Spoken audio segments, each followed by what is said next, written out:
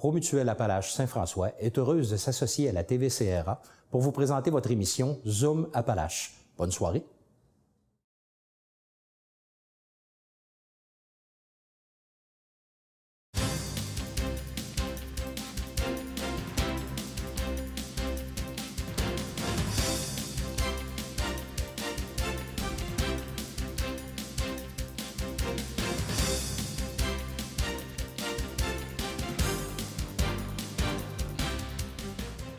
Bienvenue à cet événement qui est toujours très attendu, j'imagine, pour vous autres, parce que vous allez repartir d'ici plus riche que vous l'étiez en arrivant. Mais je peux vous dire une chose, même si vous repartez plus riche, je suis persuadé que c'est pas assez pour combler tous les besoins que vous avez par les excellents services que vous donnez aux gens. Puis je pense que c'est un peu ça qui nous motive, les gens du conseil de ville, les gens de la ville, les membres du comité organisateur, d'année après année, à consacrer du temps au tournoi de golf. On donne un petit coup de pouce, on fait notre petite part pour essayer de vous aider. Puis, année après année, c'est toujours un moment difficile de choisir lequel d'entre vous on va retenir pour le tournoi qui s'en vient. Sincèrement, c'est toujours difficile. On a tous et toutes des bons projets devant nous autres. À chaque année, on doit dire non à des gens, mais tous les projets qui sont présentés sont bons. Mais on se réfère tout le temps à l'objectif initial de notre tournoi. Qu'est-ce qui a fait que ce tournoi-là existe? Comment est-ce qu'on peut aider les plus démunis? On ne parle pas uniquement des démunis financièrement, on peut parler des démunis affectifs, on peut parler des démunis sociaux, on peut parler de toutes sortes de personnes. Écoutez, on le sait, la souffrance et les besoins dans la région, dans notre ville, au Québec, partout, il y en a. Il y en a partout. On ne les voit pas tout le temps. Ils sont à côté de nous, ils sont plus loin, ils sont en avant, ils sont en arrière. Il y en a partout.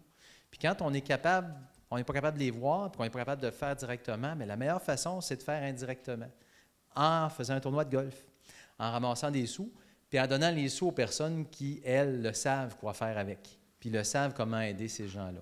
Donc, pour moi, c'est un grand plaisir d'être là encore une fois. Mais moi, tout seul, ça a eu beau s'appeler dans le passé le tournoi du maire, maintenant le tournoi de la ville de Thetford Mines. Le maire, tout seul, ne peut pas faire grand-chose dans l'organisation d'un tournoi. Donc, avant qu'on parle de résultats, je vais vous présenter l'équipe, le comité organisateur, que j'inviterai à se joindre à moi à l'avant, s'il vous plaît. Monsieur Luc Champagne, Louis-Philippe Champagne, Paul-André Marchand, Marc F. Vachon, Madame Gina Turgeon, David Gosselin. Et une personne qui a pris ça à cœur, c'est José Landry. Je veux dire merci à tous les bénévoles. Vous avez contribué, il y en a d'entre vous qui étaient sur le terrain. Il y en a de vos organisations qui sont venues sur le terrain. Merci beaucoup. Il y a des anciens employés de la Ville également qui ont été bénévoles lors de la journée du tournoi. Merci à tous ces gens-là qui ont donné de leur temps. Aux commanditaires, parce que c'est beau, les gens qui viennent golfer, mais il y a également tous les commanditaires qui donnent des sous, qui contribuent à faire en sorte qu'on réussit à atteindre les chiffres qu'on se fixe année après année.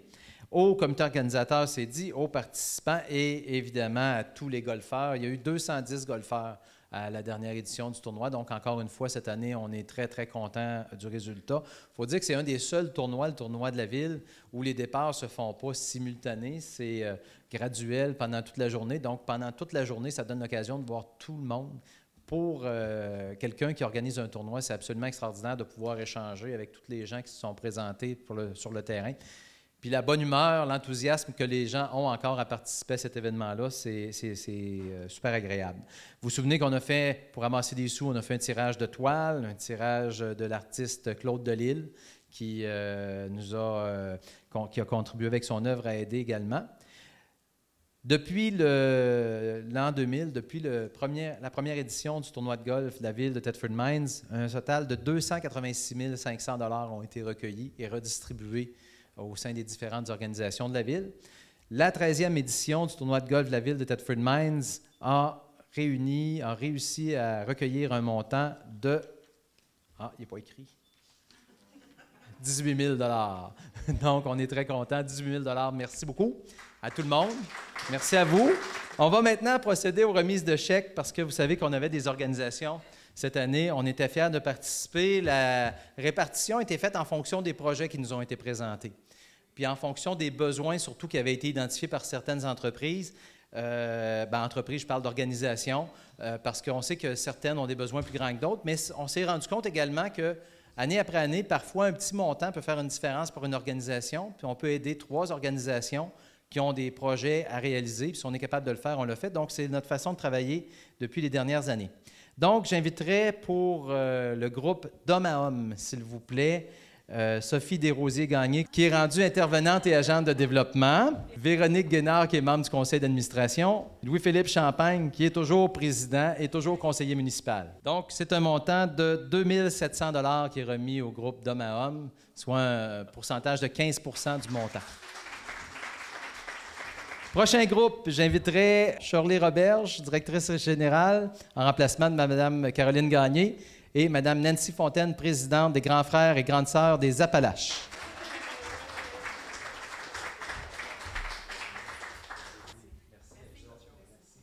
Il n'y a pas un anniversaire qui s'en vient? Hein? Il y a un anniversaire, hein, les Grands Frères et Grandes Sœurs, la semaine prochaine. Le 30e anniversaire des Grands Frères et Grandes Sœurs. Donc, ça vaut la peine. Je pense qu'on va vous souhaiter bon anniversaire tout de suite pour ceux et celles qui n'auront pas l'occasion d'être là. Bravo de maintenir ça depuis ce temps-là. Merci pour tous les enfants que vous aidez, surtout, parce que je pense que quand on a l'occasion, ça m'est arrivé, pas souvent, mais d'avoir eu l'occasion d'accueillir un des jeunes à mon bureau, puis on voit que le travail que vous faites avec eux est extraordinaire. Bravo. Ah oui? Moi, il y en a qui disent que je vais avoir plus de temps bientôt. Prochain groupe, j'inviterai Louis Fortier, président. Manon n'est pas ici. Manon, Linda, à venir à l'avant, s'il vous plaît, pour recevoir un montant de 3 600 $ au regroupement des personnes handicapées physiques de la région de Thetford.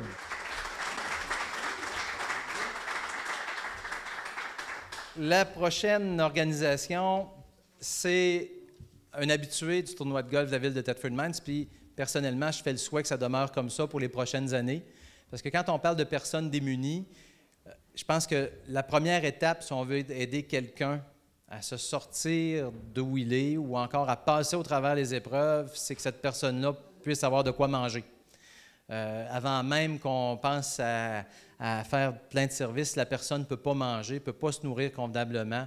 Les efforts qu'on va déployer pour elle vont être vains. Puis, je crois, pour voir les statistiques à chaque année, que c'est toujours un besoin grandissant. On n'a pas l'impression, mais je pense que ce n'est pas parce qu'ils font nécessairement un excellent service qu'ils ont plus de clientèle. Malheureusement, ils le font. Mais ce n'est pas à cause de ça qu'ils ont plus de clients, c'est parce qu'il y a plus de besoins. Une chance qu'ils donnent un bon service et qu'ils sont dévoués, parce que c'est une clientèle qui demande à être supportée beaucoup. Et puis, vous avez sûrement reconnu que je parle de la Banque alimentaire La Vigne, qui, cette année, va recevoir 9 000 $ de la part du tournoi de golf. J'invite M. Régent Laliberté et Jean-Rémy Sylvain et toute l'équipe.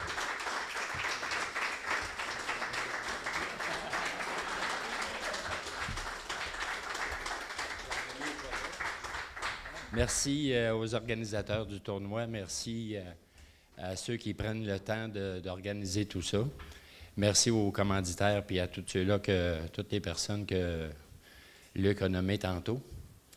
Moi, je veux dire un merci spécial quand même parce que pour nous autres, la Vigne, le tournoi de golf, c'est quand même un apport important dans notre financement. Ça, puis la guignolée des pompiers, on va commencer tantôt à y penser pour le mois de novembre. On peut prendre de l'avance, même si c'est pas à cause de notre service que ça va bien. Mais en tout cas, on fait ce qu'on peut avec ce qu'on a. Et c'est plus de 50 000 $ qu'on consacre chaque année à l'achat de nourriture pour pouvoir satisfaire les 170 familles qui se présentent en moyenne chaque semaine à la Vigne. C'est un merci sincère, puis un merci qu'on espère qu'on aura l'occasion de renouveler au mois de septembre l'an prochain. Merci beaucoup. Merci. Donc, soyez prêts pour la prochaine édition, le prochain appel de candidature pour le tournoi de mer de la prochaine édition. Préparez vos dossiers, continuez à bien faire ce que vous faites, parce que nous autres, on n'est pas capable de le faire à votre place. C'est pour ça que vous êtes là. On le sait que vous avez besoin de support, puis on aurait aimé vous donner 100 fois plus d'argent pour que vous puissiez le faire. Mais je pense que le fait qu'on vous en donne un petit peu à chaque année, le but, c'est pas pour le tournoi de golf de la ville de Thetford Mines, puis je l'ai toujours dit. Il y a tellement de bonnes causes qu'on ne veut pas passer puis vider tout le monde. On prend ce que les gens nous donnent, puis on leur donne. Donc, comme ça laisse de la place pour toutes les autres organisations qui ont des campagnes de levée de fonds. Puis les gens qui désirent une année en faire un peu plus pour la Ville, en venant au tournoi de la Ville, participer, réseauter, puis en même temps faire un don, mais c'est parfait. L'objectif, ce n'est pas de ramasser 60 000 puis de nuire aux autres campagnes de financement. L'objectif, c'est de ramasser ce que les gens nous donnent. Puis cette année, 18 000 fois merci. On est très heureux du montant qu'on a recueilli. Merci beaucoup. Bonne soirée, puis à l'an prochain. Je tiens quand même à souligner justement que c'était le dernier tournoi de golf de la ville de Thetford Mines sous les ordres ou la mairie de M. Berthold. Alors, je crois que ça vaut une bonne main d'applaudissements.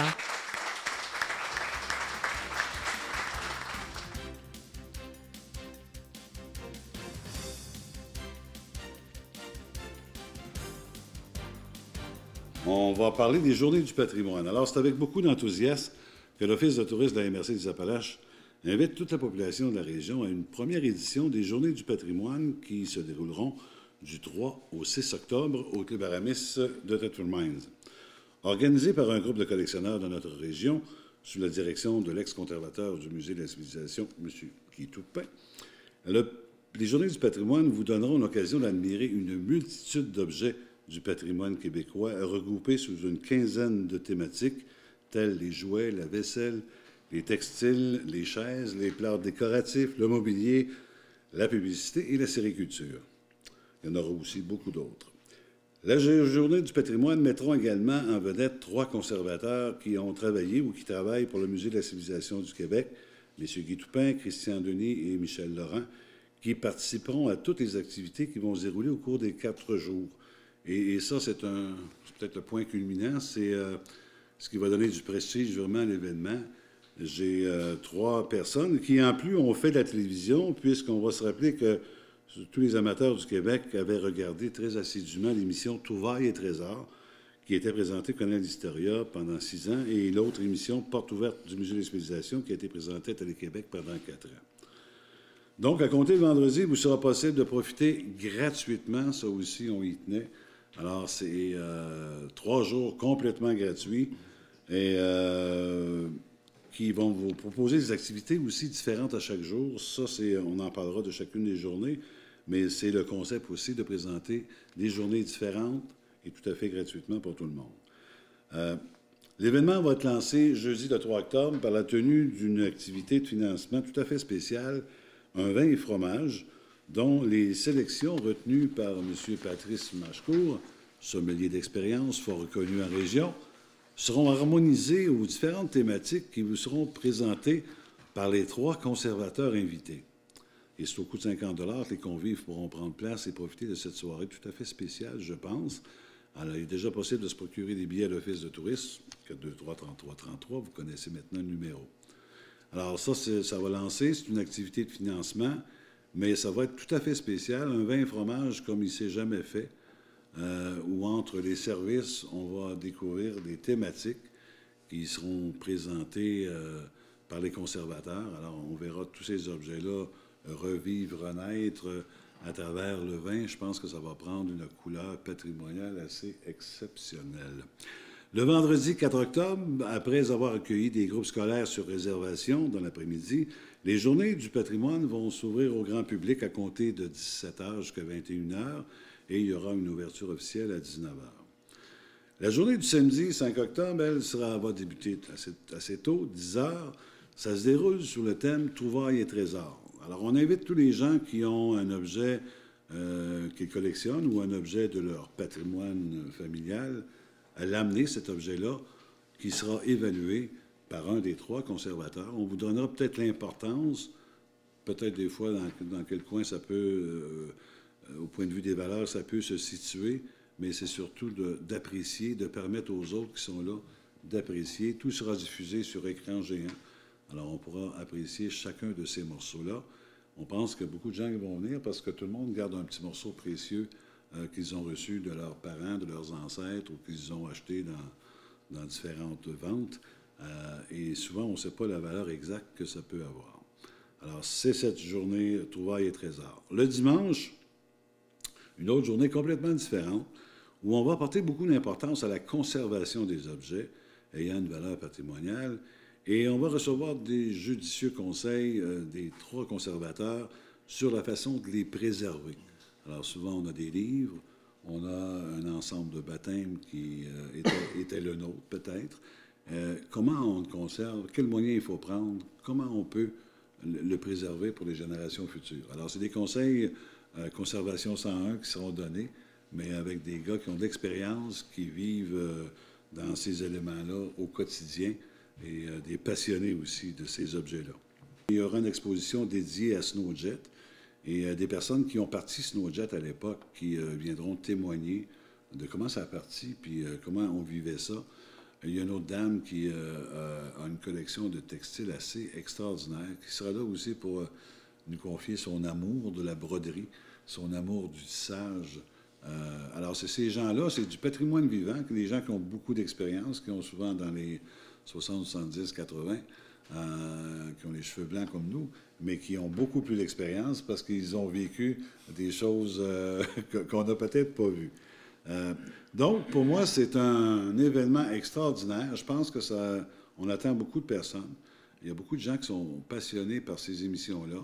On a juste à regarder présentement Historia, exemple, là, tout ce qui se passe avec les encans, les gens qui recherchent de ces objets-là. Ça a toujours été très populaire. Et pour nous, à l'Office de tourisme, on mise beaucoup sur l'année 2013 pour qu'elle soit une année de patrimoine.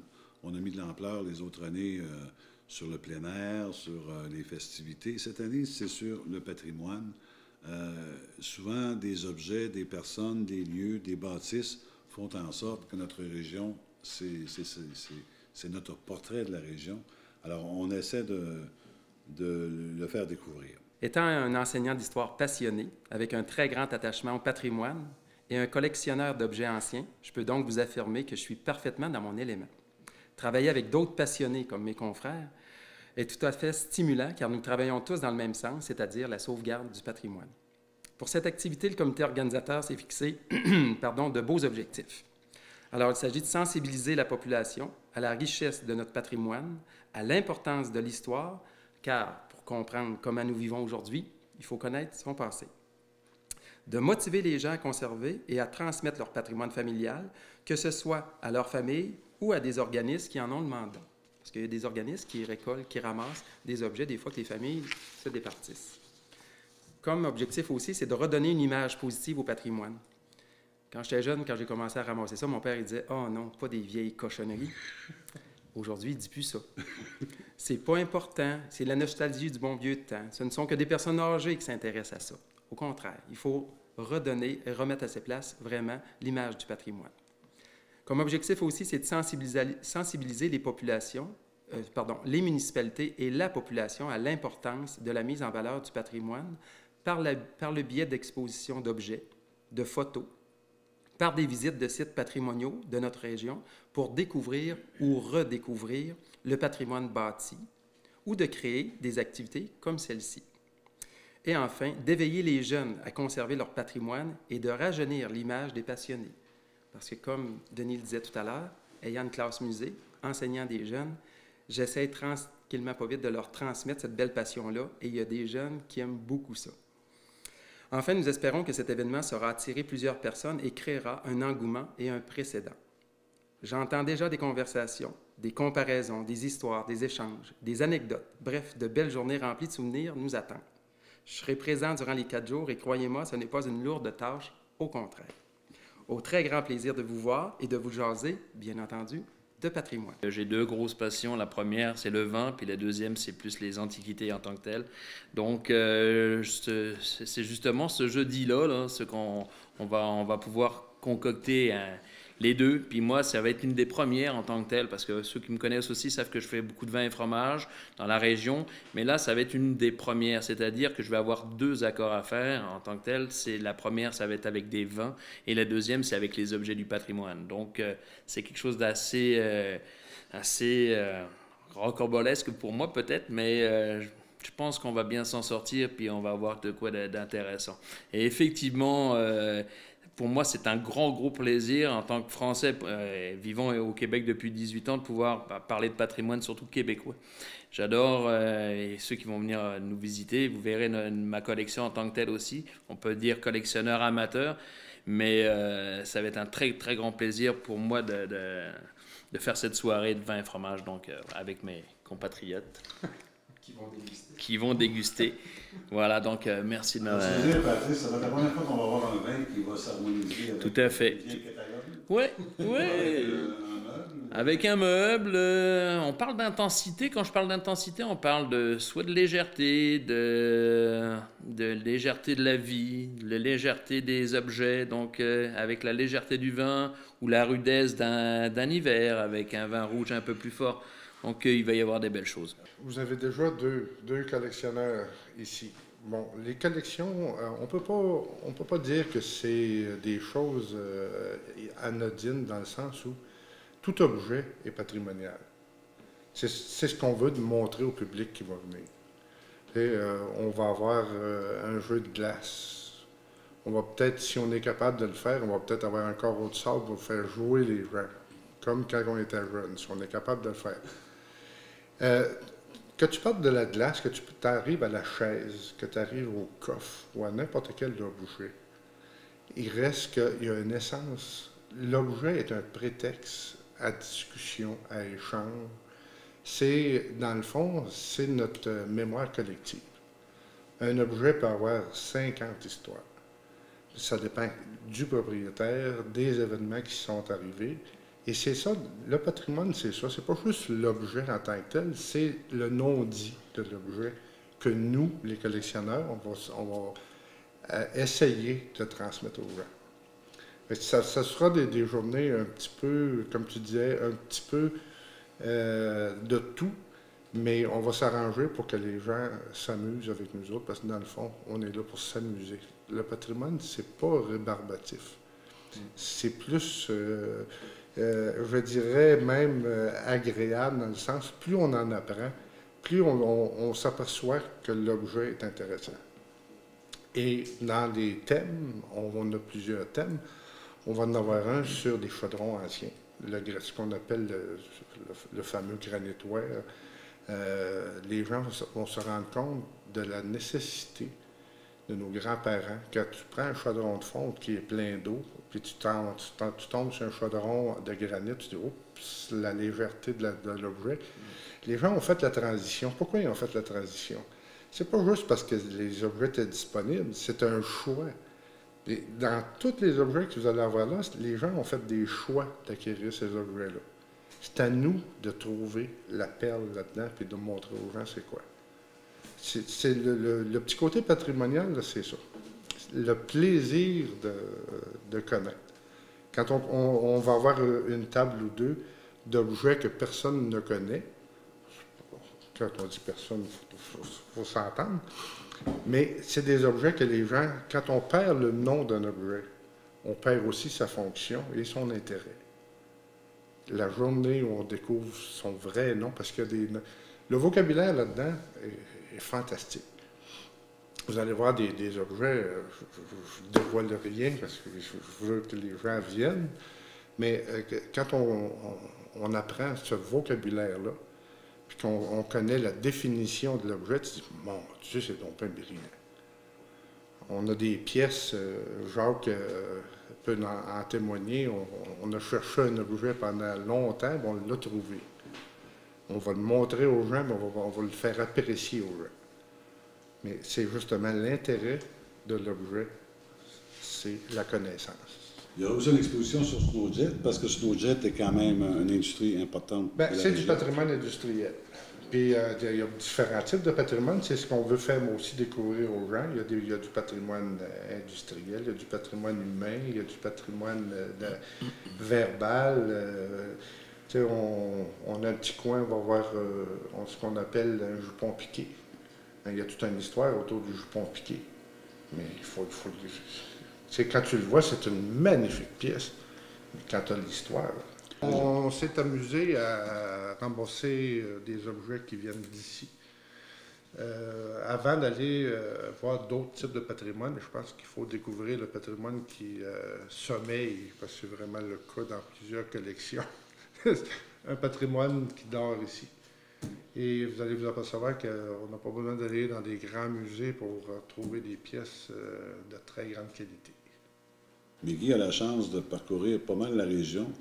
Il y a beaucoup de collectionneurs et on s'aperçoit que les collectionneurs qui sont là sont des gens qui connaissent bien leur matière et qu'ils ont... C'est comme un secret. C'est comme un secret. La plupart des collectionneurs qui vont être sur place, c'est un secret qu'ils viennent partager.